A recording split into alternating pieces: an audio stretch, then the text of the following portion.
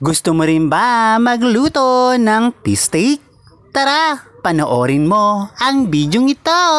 Dahil luto na ang fish steak natin, maglagay na tayo ng sibuyas sa ibabaw. Maglagay na tayo ng mantika mga katara sa ating pan para makapagprito na ng isda. Kapag mainit na ang mantika, ilagay na natin ang isdang ipiprito. Pag nag-golden brown na ang kabilang side ng isda natin, baliktarin na natin ito. Atin nang hanguin ang isdang naprito. At itabi lang natin ito muna saglit, mga katara.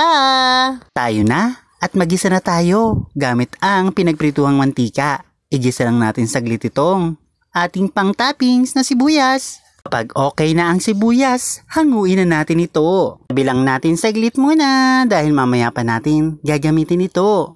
Lagay na natin ang luya at haluin lang ito. Ilagay na rin natin ang bawang at haluin lang ulit. Ilagay na rin natin ang sibuyas. Siyempre, haluin ulit. Pag okay na, ilagay na natin ang tausi. Isa sa paborito ko yan. Ilagay na rin natin ang calamansi juice. Ilagay na rin natin ang toyo. Paglagay na rin tayo ng oyster sauce. Paglagay na rin tayo ng tubig para sa sabaw ng ating fish steak with tausi. Paglagay na rin tayo ng paminta.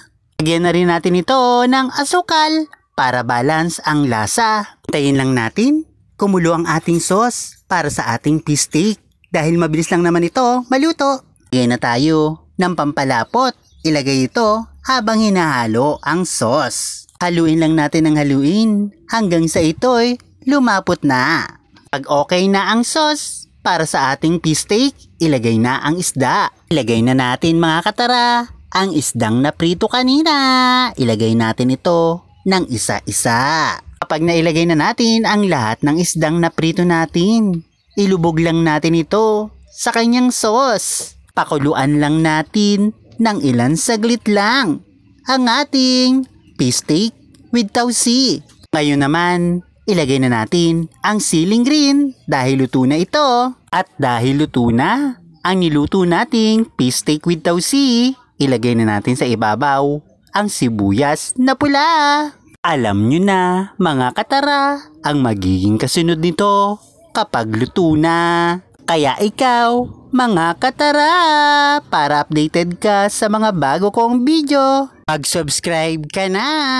Tikiman time na. Tara na. Takamin ko muna kayo saglit, mga katara. Eto na ang unang subo para sa akin. Ang ikalawang subo mga katara, para sa inyo to. Pero ang ikatlong subo, sa akin ulit. Yung ikaapat na subo, para sa inyo muli, mga katara. Kaya mag-like, mag-comment, at pakishare ng video